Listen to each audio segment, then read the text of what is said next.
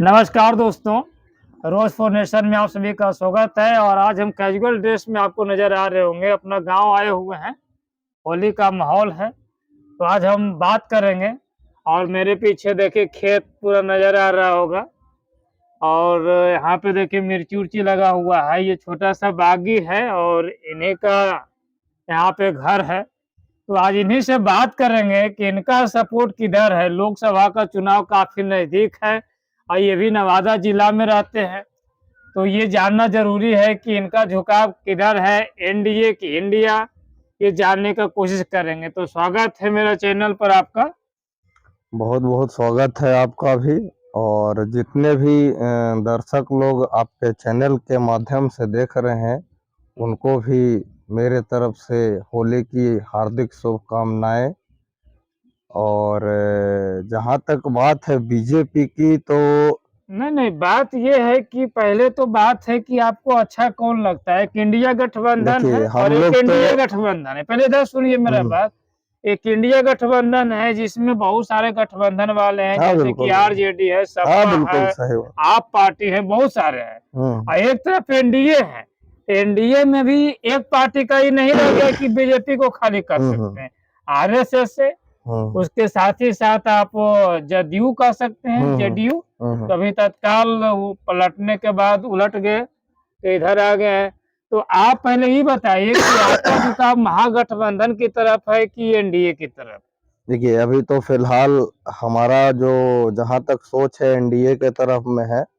और जब से हम वोट ही देने लायक हुए हैं तब से हम बीजेपी को ही वोट देते आए हैं। चाहे उसके संरक्षण में जो जो पार्टियां हो वो मैटर नहीं करता है। ठीक है। लेकिन जैसे जो बीजेपी को कहा जा रहा है, जो विपक्षी दल है, वो हमेशा लगा रहे हैं कि बीजेपी का मतलब हमको नहीं पता। उनको पता है कि इसका मतलब होता है बड़का झूठा पार्टी। देखिए बीजेपी का मतलब आपके अनुसार से बीजेपी का फुल फॉर्म क्या है? देखिए बीजेपी का जो फुल फॉर्म है भारतीय जनता पार्टी, वो भारतीय जनता पार्टी ही है। अब बड़का झूठा पार्टी जो बोला जाता है, इसके बारे देखिए में क्या है ना कि कांग्रेस के पास में आज के डेट में या इंडिया जो गठबंधन बनाए हैं लोग, इनके पास में कुछ बोलने के लिए मुद्दा ही नहीं है। इनके पास एक अच्छा तो पीएम कैंडिडेट का नेता ही नहीं है, तो ये क्या इलेक्शन लड़ेंगे। ये तो बोल रहे हैं कि राहुल गांधी को पता है कि पप्पू के नाम से मशहूर है।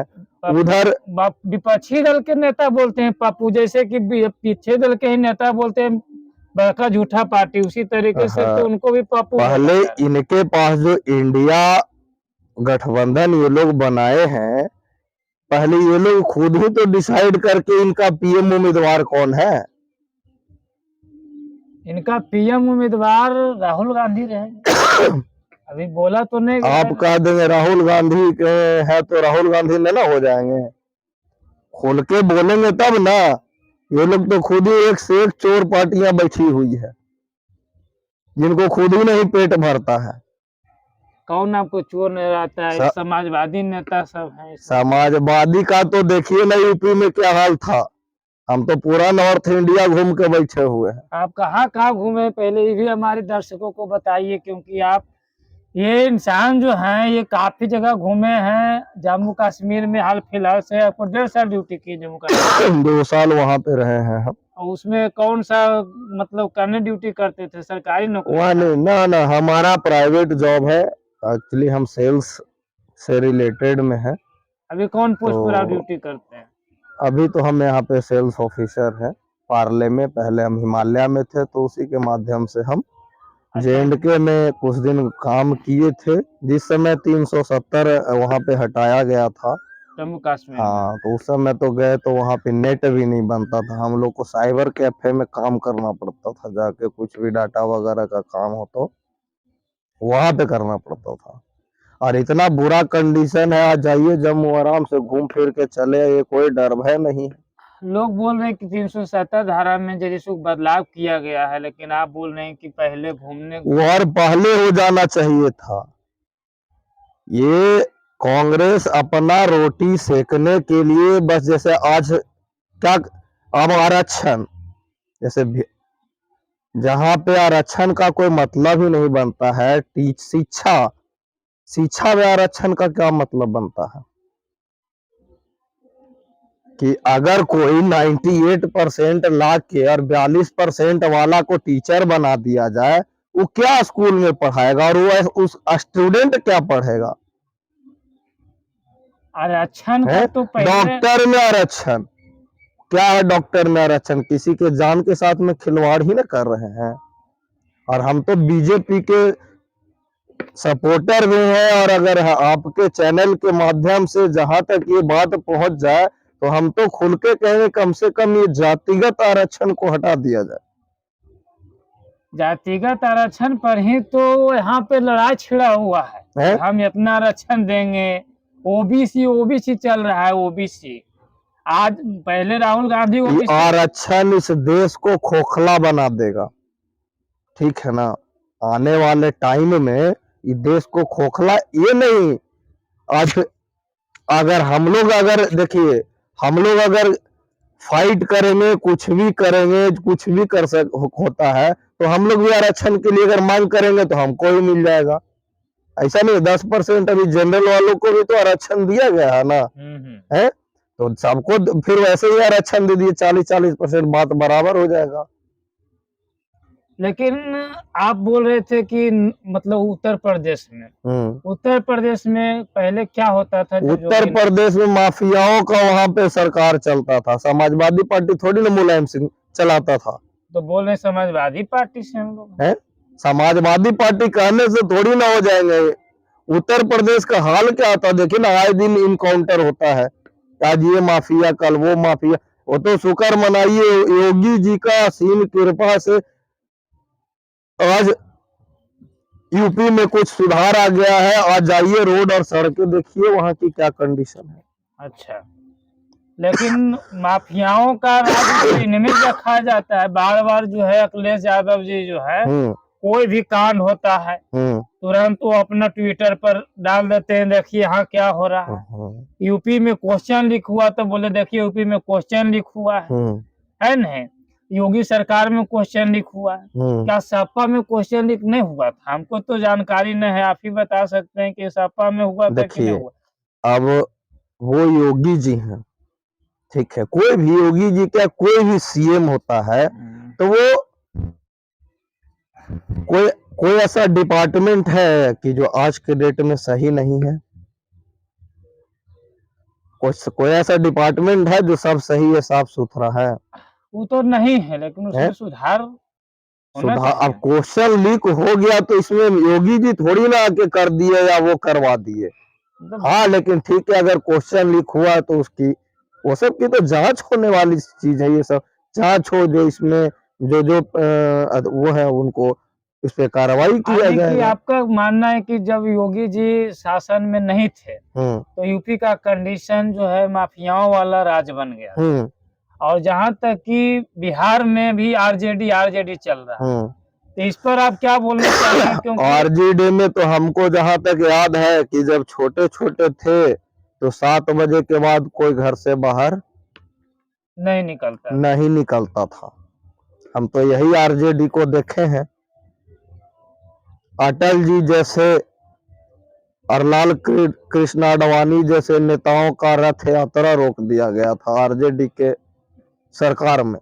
कौन चीज का रथ यात्रा रोका गया? राम मंदिर वाला जो रथ यात्रा निकला था, कहाँ रुका था?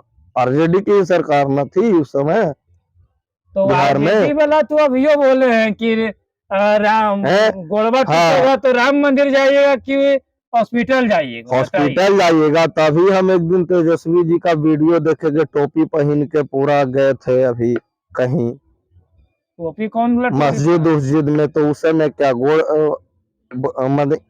हिंदू का मंदिर नहीं है और मुस्लिम लोगों का मस्जिद है। किसी का आस्था होता है। नहीं, वो तो बोल रहे हैं कि राम मंदिर का जहां तक बात है तो वो ये एक हिंदू का आस्था नहीं है, वो इस पूरे देश का आस्था है। नहीं तो वो तो बोले कि अगर गोड़वा टूटेगा तो मलेरिया जाएगा तो इधर जाएगा। अरे वो सब 8वीं फेल व्यक्ति है, 7वीं फेल क्या बात करेगा ये सब। लेकिन संविधान तो आजादी देता है कि 8वां फेल रही है चाहे 9वां फेल रही है, आप भी चाहिए तो प्रधानमंत्री के लिए लड़ सकते हैं। प्रधानमंत्री यही तो इस देश का, हम तो कहेंगे ना कि खैर जो भी है, आने वाले राम मंदिर बन गया, 370 हो हट गया, बहुत सारी व्यवस्थाओं में बीजेपी की सरकार में बहुत सारी चेंजेस हुई हैं। तो हम तो कहेंगे कि जो ये सारी चेंजेस अब बीजेपी को अब लेके आना चाहिए था कि अगर आप इलेक्शन लड़ रहे हैं तो इसमें एक जैसे होता है ना कि आप जैसे कि कोई भी जॉब कर रहे हैं कि हमको डॉक्टर बनना है तो हमको बायो से पढ़ना पड़ता है या फिर डॉक्टरी का डिग्री होना चाहिए। तो उसी तरह से एक क्लॉज लगा दिया जाए कि अगर आपको मुखिया का इलेक्शन लड़ना है तो 12th कम से कम होना चाहिए, कम से कम उसको सिग्नेचर करने तो आना चाहिए ना जी। अरे का जिसको लिखने नहीं आता वो मुखिया बना हुआ है। तो हाँ, चाहे सांसद है तो उसके लिए अलग क्वालिफिकेशन होना चाहिए, जब विधायक है तो अलग क्वालिफिकेशन होना चाहिए। ये सारी चीजें गवर्नमेंट को लानी चाहिए। अच्छा, तो जो ये राम मंदिर बार बार आप बोल रहे हैं, तो राम मंदिर बनने से लोग को जैसे कहना, विपक्षी दल का कहना है, बाद बाकी तो जनता की बात बाद में है, विपक्षी का कहना है कि राम मंदिर जो बनाया गया इसमें मोदी जी को उद्घाटन करने के लिए क्यों बोला गया। और ये बात जैसे है कि जब किसी का उद्घाटन होता है तो पुरुष के साथ स्त्री का भी होना जरूरी है सनातन धर्म में, लेकिन मोदी जी का स्त्री तो है नहीं अभी। देखिए, आप उसको उद्घाटन करने में मोदी जी को क्यों अग्रसर किया गया, आगे रखा गया? कोई देखिए और भी तो कर सकते थे। देखिए, जहां तक इस सब के मामले में हम तो कोई शास्त्री और आचार्य है नहीं, ठीक है, लेकिन उद्घाटन के लिए स्त्री का होना जरूरी नहीं होता है। अगर घर में पूजा पाठ होता है तो एक हम लोग के हिंदू कल्चर में घृतधारी बोला जाता है, घृतधारी जग होता है तो उसमें भी घृतधारी होता है, ब्याह होता है तो घृतधारी होता है, ठीक है। तो उस समय वाइफ का होना आवश्यकता है। और अगर उस समय भी अगर वाइफ जिनकी नहीं होती है किसी वजह से, तो वहां पे लोटा धर के या कुछ धर के वो काम को किया जा सकता है। ऐसा कुछ नहीं है कि नहीं होता है, सब पॉसिबिलिटी है, सबका काट है। अगर घर में वास्तु दोष होता है तो वास्तु पूजा करा के वास्तु शांति कराया जाता है ना जी, कि पूरे घरे तुड़वा दिया जाता है फिर से? नहीं, वो तो किया जाता है। हाँ, तो मोदी जी की अगर पत्नी नहीं है तो वहां पे उद्घाटन में पत्नी की जरूरत थोड़ी ना है। यानी कि राम मंदिर से और मोदी जैसे यशस्वी इस देश के प्रधानमंत्री ना उद्घाटन करते तो इसे तो क्या कौन करता बताइए। चलिए, तो इनको राम मंदिर बनने से इनको बहुत ज्यादा खुशी है कि राम मंदिर बना है। ये देश के स्वाभिमान की बात है, ये पूरी जनता की बात है, 142 करोड़ जनता की बात है। और एक बात हम तो कहेंगे कि हम तो खैर हम पॉलिटिक्स में उतना इंटरेस्ट नहीं रखते हैं, जो अच्छे नेता रहते हैं उनको वोट के समय पे वोट देते हैं। अभी इलेक्शन आने वाला है और आपके चैनल से सभी को बोलेंगे कि जो अच्छा नेता हो उन्हीं को वोट दीजिए और सब वोट दीजिए। अब जैसे एक सवाल मेरा ये रहा है इनसे कि भाई मोदी जी को कहा जाता है कि हिंदुओं का नेता है, नहीं मुसलमान के पक्ष में काम नहीं करते हैं। तो इसमें आप क्या सफाई देंगे? हमें तो क्वेश्चन करना है और इसका जवाब आपसे चाहेंगे। हाँ, मुस्लिमों का नेता हो सकता है, सिखों का नेता हो सकता है, तो वो हिंदू का नेता क्यों नहीं हो सकता? कम से कम वो तो हिंदू के नेता है। यहाँ तो हर जात का नेता बैठा है, चमार का नेता, पंडित का नेता, कुशवाहा का नेता, जादव का नेता, यहाँ तो हर जात का नेता बैठा हुआ है। वो तो कम से कम आप इतना बोल रहे हैं ना, हिंदू के नेता है, किसी प्रश्न व्यक्ति के जाति के तो नहीं है। अरे हमारा हिंदू राष्ट्र है तो हिंदू का नेता होंगे तो किसका नेता होंगे? लेकिन एक सवाल और भी है कि जैसे जो मोदी जी हैं अगर कोई भी काम करते हैं तो सभी जाति के लिए करते हैं। तब हॉस्पिटल बनवाते हैं तो वहाँ का मुस्लिम नहीं जाता है इलाज करवाने के लिए। आज आयुष्मान कार्ड बन रहा है इसमें 5-5 लाख का हेल्थ इंश्योरेंस है गवर्नमेंट के माध्यम से। तो ऐसा थोड़ी ना कि मुस्लिम का नहीं बन रहा है, सिख का नहीं बन रहा, सबका सबका बन बन रहा रहा है। तो ये चीज तो हम भी मानते हैं कि काम सबके लिए होता है, लेकिन जो विपक्षी अभी लोग हैं, पक्षी को कुछ बोलने के लिए है ही नहीं आज के डेट में, सब तो मुंह बंद है, तब कुछ न कुछ मुद्दा उठा देता है अच्छा फालतू में। विकास का जो मुद्दा रहा है कि महंगाई थोड़ा सा बढ़ा है, जब कांग्रेस सरकार से हटी थी तो 500-600 रुपये सिलेंडर मिलता था, आज सिलेंडर 1200 रुपये हो गया है नहीं? और भी चीजें थोड़ी सी महंगाई तो बढ़ी है, जो जिस भी अकॉर्डिंग से हो, तो इसको आप कैसे देखते हैं? देखिए महंगाई का क्या है, देखिए अगर महंगाई जैसे सपोज दैट आपको एक एग्जांपल देते हैं कि आप क्या खरीदने जाते हैं मार्केट से, सब्जी है, तो सब्जी अगर 2 रुपए आलू मिलने लगे आपको है, तब किसान आत्महत्या करने लगे। वही आलू अगर किसान बेचने लगे 40 रुपए किलो, तो महंगाई हो गया। आप ही लोग फिर किसान का झंडा लेके आंदोलन करने के लिए आ जाइएगा कि किसान का तो कोई कीमत ही नहीं है फसल का। अरे कहीं ना कहीं तो आपको एडजस्ट करना पड़ेगा ना। जैसे ये किसान वाला जो मुद्दा है, किसान का हर चीज का रेट कम रहता है, धान का देख लीजिए, चावल का देख लीजिए, गेहूं का देख लीजिए, नहीं इस साल भी धान का अच्छा खासा रेट रहा है, कोई लेकिन वैसा खर्चा भी नहीं उसमें रहा। ज्यादा है। लेकिन एगो आप पैंट खरीदते हैं तो 500 में आता है, एगो आप जैसे टी शर्ट खरीदेंगे तो 600-700 रुपये में आ जाता है।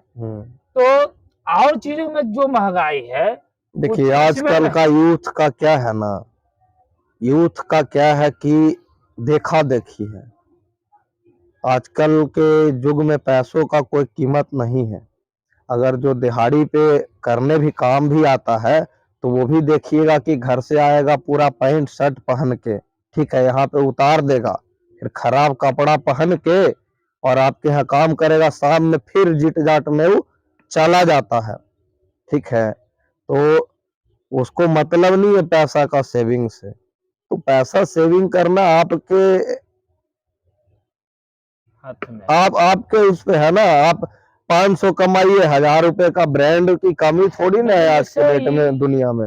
ये जो खर्चा आप अपना कीजिए। सिलेंडर का रेट दोगुना हो गया। अब सरेंडर का रेट दोगुना होता है तो समय के अनुसार में, देखिए आप, हमको याद है कि पहले जब हमारे पिताजी जब गए कमाने जाते थे, तो मुश्किल से 1800 रुपया मिलता था, तो ऐसा लगता था कि 1800 रुपया भी बहुत मिल रहा है। लेकिन आज अगर हम 60,000 भी कमा रहे हैं तो हमको लगता है कम है, आता है खत्म हो गया। तो आपको क्या लगता है कि जिस तो तरीके से जिस तरीके से समय बढ़ता जाएगा, अब खोजिएगा कि यही 10 साल बाद, तो 10 साल बाद 1200 के आपको 2000 में सिलेंडर भी मिलेगा।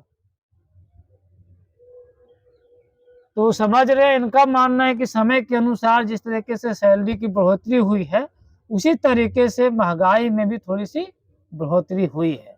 मेन मुद्दा यही इनका रहा है कि इसमें कि महंगाई जो बढ़ी है तो सैलरी भी बढ़ रहा है। मेरे पिताजी अगर 18,000 कमाते थे तो मैं 60,000 कमा रहा हूँ, तो सैलरी भी तो उस अकॉर्डिंग से बढ़ा, उसी अकॉर्डिंग से महंगाई बढ़ा है। लेकिन अब लास्ट सवाल इनसे ले लेते हैं कि इनका जो हमेशा से रहा है लगाव कि हम बीजेपी की तरफ ही जाएंगे, है नहीं? तो बीजेपी में विकास क्या हुआ है, ये लास्ट मुद्दा रहेगा मेरा। जैसे विकास क्या हुआ है, आप गया जिला में रहते हैं, तो गया जिला में 10 साल पहले क्या था, आज क्या है, हम दोनों में क्या पूरे दिखता गया है? जिला की तो बात खत्म कर दीजिए, जनता बेवकूफ नहीं है, भी सब जानती है कौन क्या है नहीं है। आप ही के मुंह से और इसका आंसर दे देते हैं, ठीक है। ये गांव नजरडी है, ठीक है। कुछ टाइम पहले जब आप आते थे तो ये कैसे सड़क से आते थे, गाड़ी आती थी आपके यहाँ?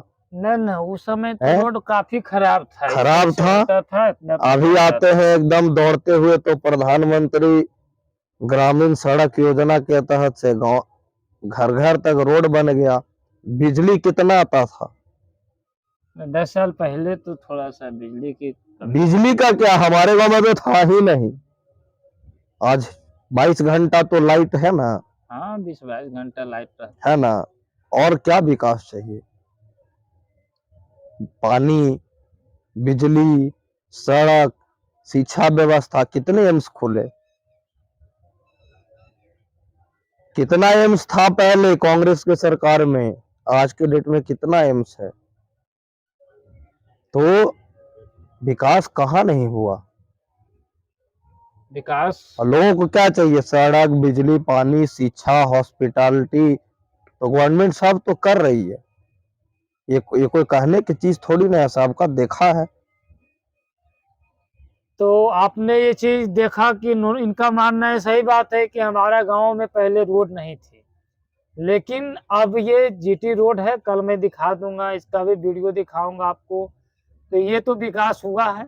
और थोड़ा लोगों को जो मानना रहा है कि फॉरवर्ड जो भी है वो बीजेपी की तरफ ज्यादा भागते हैं, ये भी फॉरवर्ड है।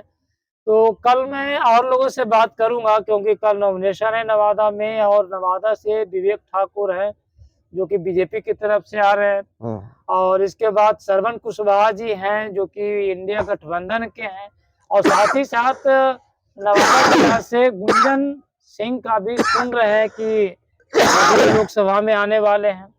और गुंजन सिंह के बाद एक सहजानंद कुमार नाम से कोई डॉक्टर है, शायद वो भी आने वाले हैं, और विनोद यादव भी आने वाले हैं। तो उम्मीदवार काफी रहेंगे। तो कल मैं दूसरे कार्यकर्ता से बात करूंगा, उनसे जानने की कोशिश करूंगा कि उनका झुकाव किधर है। अगर मैं इनका पर्सनली बात रखूं तो इनका झुकाव बीजेपी की तरफ है। इन्होंने कुछ काम भी दिखाया हमको कि ये सब काम हुआ है। और जहां तक कि कोई भी सरकार है तो कुछ न कुछ तो करप्शन थोड़ा बहुत देखने के लिए मिल जाता है। इसका तो मैं ज्यादा विस्तार से बोलूंगा नहीं अभी, क्योंकि मुझे जनता से ज्यादा रिपोर्ट लेना है, अपना रिपोर्ट थोड़ा सा कम दिखाना है। तो इनकी जो भी बातें रही है वो बहुत, जो कुछ भी इनका मत से निकला है, इनकी अपनी जानकारी के अनुसार बहुत अच्छा दिए होंगे। और आखिरी में हम कहना चाहेंगे कि अगर आप कुछ बोलना चाहते हैं लास्ट में तो आप बोलिए, क्योंकि वीडियो लंबा हो जाती है। नहीं, बोलना है अब क्या है, बस जो भी आपके चैनल के माध्यम से देख रहे हैं तो यही कहेंगे कि आप जो कैंडिडेट चुनते हैं वो 5 साल के लिए चुनते हैं, और एक अच्छा पढ़ा लिखा अनुभवी उम्मीदवार को वोट कीजिए, और सब मिलके वोट कीजिए। चलिए, तो आपका वोट देने का जो मतलब है ये तो नहीं है कि आप फॉरवर्ड है इसलिए एनडीए की तरफ जा रहे हैं, या विकास का मुद्दा आपका? नहीं नहीं, ऐसा कुछ नहीं है। अब एनडीए कांग्रेस के के आपके पिताजी वोट किए थे कि नहीं किए? अब तो पिताजी किसको वोट करते हो तो हम देखने पहले नहीं किए जाते थे, हैं। पता है? नहीं, हमको नहीं इसका जानकारी है। हम लोग तो स्टार्टिंग से ही बीजेपी के हैं। नहीं नहीं नहीं, तो हम लोग का घर में नजरडी से 70% वोट पहले कांग्रेस का जाता था, लेकिन आज की स्थिति बनी हुई है कि 95% वोट बीजेपी की तरफ जाती है।